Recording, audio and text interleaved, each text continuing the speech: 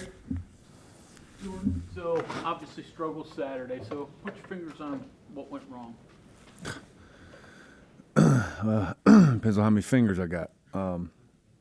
About everything that you could that couldn't go wrong. We went in with a really aggressive plan, and at the end of the day, we didn't. I don't say execution. It just they blocked us and made the plays, and we had the most pressure we've seen all year. And wanted to do that going in. I wouldn't change the plan anyway. I think you have to going into that environment against that team. You got to make them make the plays, and they made them.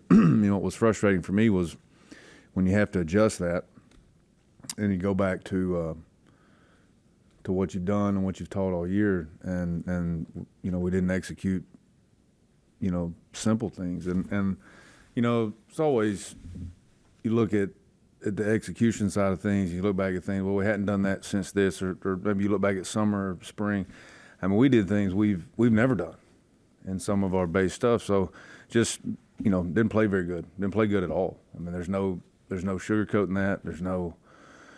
I could sit up here and hash out and try to figure out the reasons why we just didn't. And you hope those games don't show up. When they do, you hope that you can come out of it, and then we didn't. And so, but I still have belief in this group.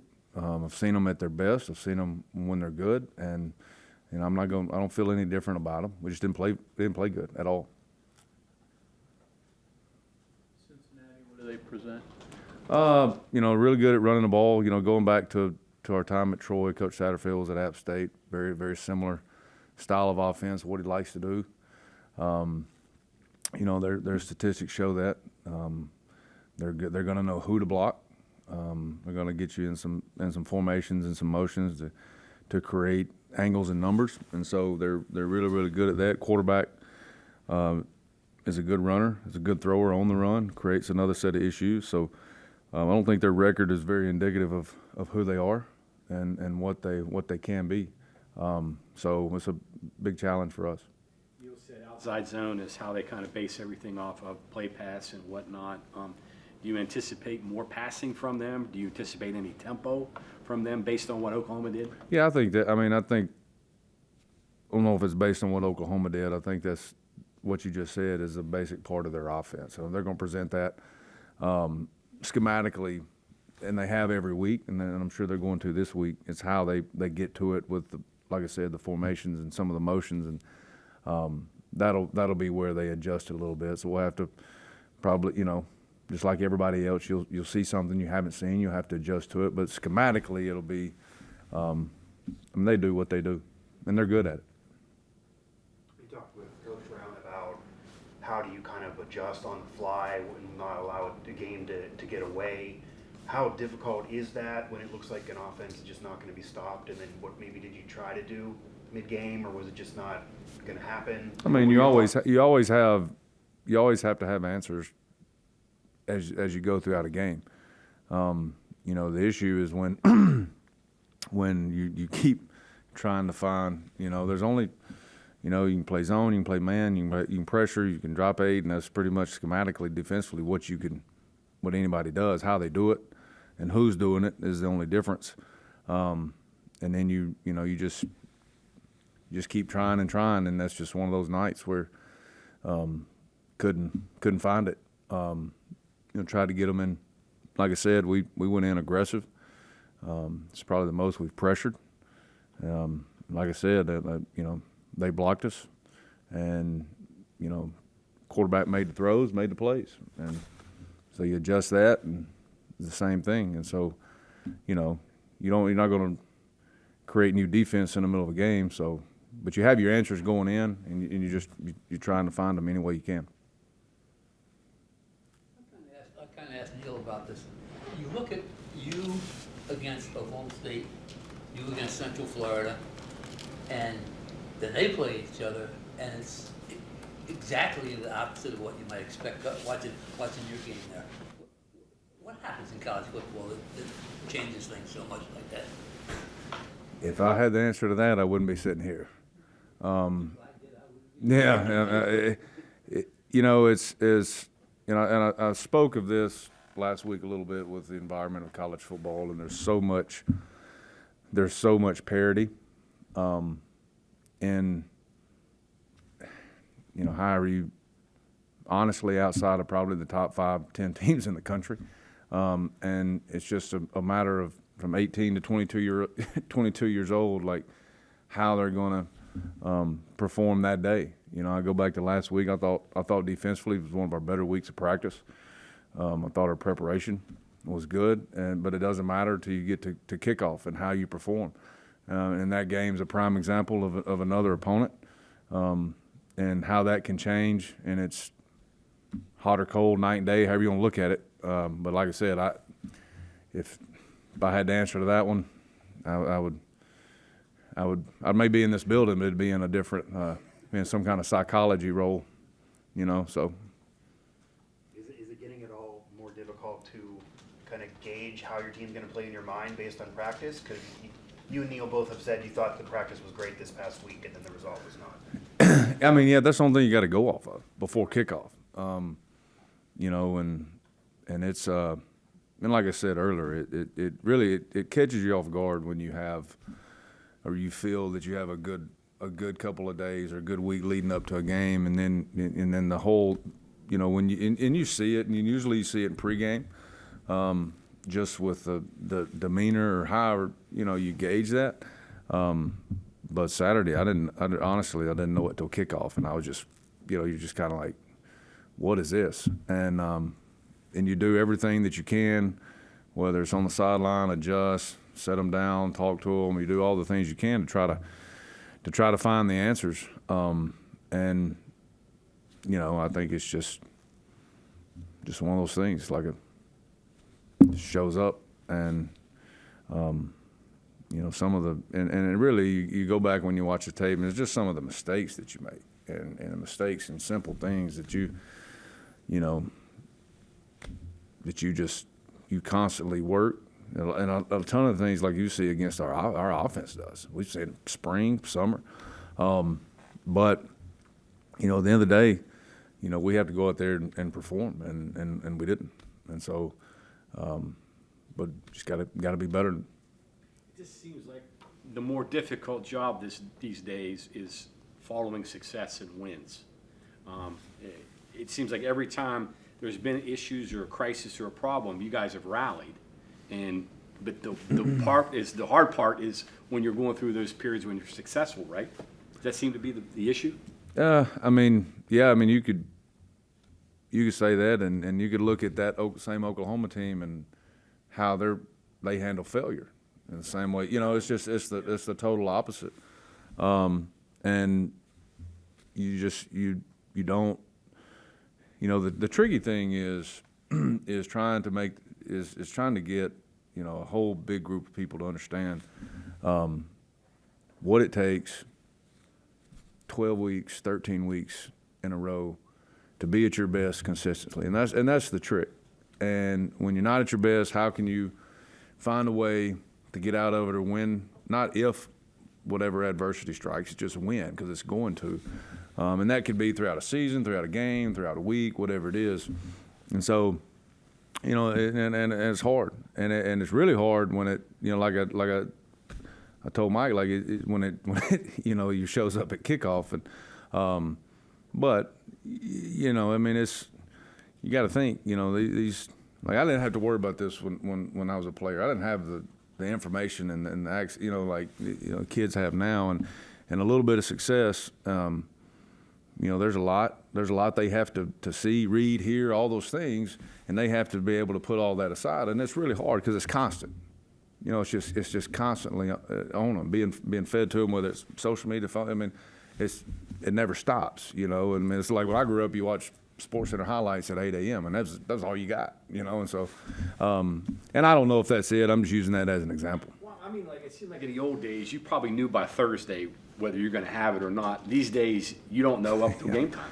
Yeah, exactly. So Tuesday, Wednesday practice, we're focused and we're doing the things we're supposed to do, and that shows up on Saturday. Yeah. Today doesn't always work that way. Right? I know. It's but again, when it does, you have to respond, and you have to find a way. And that's, I mean, hell, I own it. Like, it's coaching, it's leadership, it's the whole thing. When it, and if it happens Thursday, you got 48 hours to figure it out. If it happens Friday, you got 24 hours. If it happens at kickoff, you got about 59 minutes and 59 seconds to figure it out. And so, but at the end of the day, like, we're better than that. I know this group's better than that. We didn't play well, didn't play good. I mean, didn't do anything. There's nothing on that video. And our guys, they know that. They're not telling them anything they don't know, or telling anything to y'all that I hadn't told to them that we didn't talk about yesterday. But at the end of the day, that's why we come in here yesterday. It's flush, it's gone, and we have to look forward and be better and get better. Talked to Coach Brown about this briefly. Do you have any thoughts on the sequence kind of that almost unraveled with Wilson, and then the kind of looked like he almost was going to be targeted by one of their linemen who was kind of roughing him up and then got kicked out of the game? And just that sequence of events. There's a reason he got kicked out of the game. Did you say anything to Wilson though prior to that? Just his I part mean, of you the get him whole over there and thing? you calm him down.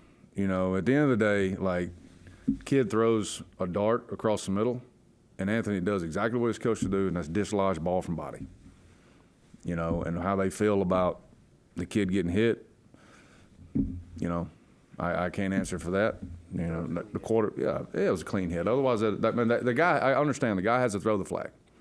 I totally understand that. Like, any official in our league and across college football is going to throw that flag. I get it. It's bang, bang, bam, it's a big hit. Kid lays there on the ground. I got no problem with that.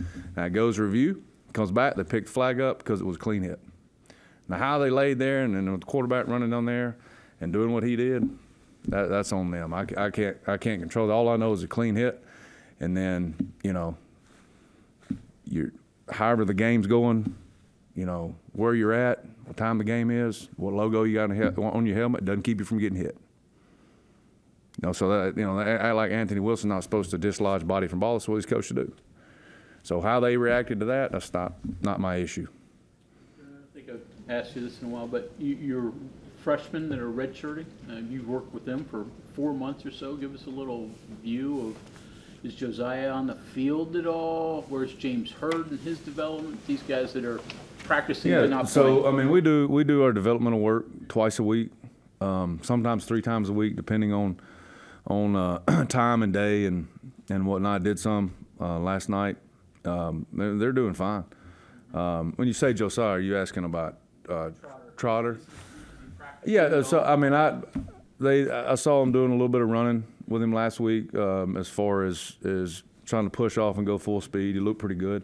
I don't know any kind of timetable on him, but there's a couple of those young guys. I think over the next couple of weeks, have the opportunity to see. I mean, you mentioned Hurd, and try to find a role for him. Corey McIntyre is another D lineman that has shown some promise. The Jackson twins could possibly help us, maybe in some special teams and some different roles. And so there's a couple guys that are coming along. Ryan Fisher's a guy that we knew had to come in, a big long edge defender who has to let his strength and his weight catch up with how much body he's got.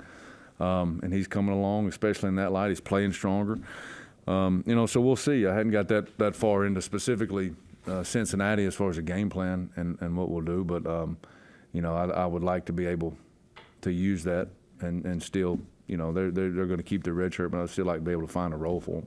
Yeah. Guys could play because they Yeah. have games left. Sure. under Yeah. the 4. Hey, George, you mentioned blitzing more than you normally do. Just, I guess, why you mentioned the environment in that game? Was it just to maybe make some plays and not be in their crosshairs as much? And Yeah, then, I mean, we mentioned that last week when I was asked about Dylan Gabriel, and I said that the video and his stats and what he's done speaks for itself. And so, I think you go into a game like that, he's good enough, definitely to set back, and you let him have a clean pocket and time.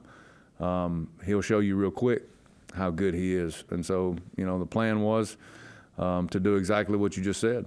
And at the end of the day, he did it. And credit to him. Credit to the offensive line. Credit to him. Credit to some of the throws that he made. and some tight coverage and some man coverage and tight zone coverage with pressure in his face. And a sign of a good player. That's, like I said, there's credit to him, and he deserves the credit. Is one of the better quarterbacks we've played against in this season.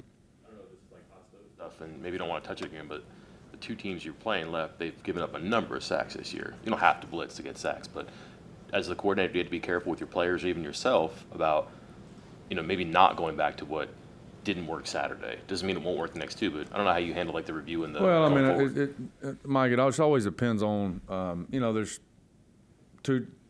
Y'all have heard me say this. So there's two ways to approach that, and you really saw both of them Saturday night. We go out, come out.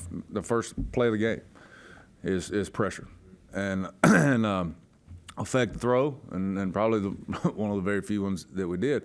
Well, then you transition to where we really didn't want to let them get, all right, inside the 5-yard line, because we knew it would be hard, because now you got a whole other set of issues, because that's where you get the quarterback runs and the +1 runs, and there's some pressures that are good for that, and there's some that you have to have, you have to get a number back to whatever that formation may be. You don't know what it's going to be till you get it. And they had two new schemes inside that, and again on those. And we got them the third down inside the 5-yard line 3 times, actually 4 times. And, it's a quarterback, we call them +1 runs, and it's essentially man for man across the field when you do that. And like I said, some pressures are good, some pressures are bad. One of the pressures we had was really good for it. One of them was not so good, and they caught us in one of them on the second touchdown, but. In that situation, the same thing. When it's that much pressure and it's one thing, one gap, one guy, it can be tough. Okay, thank you, Coach. Thanks, guys.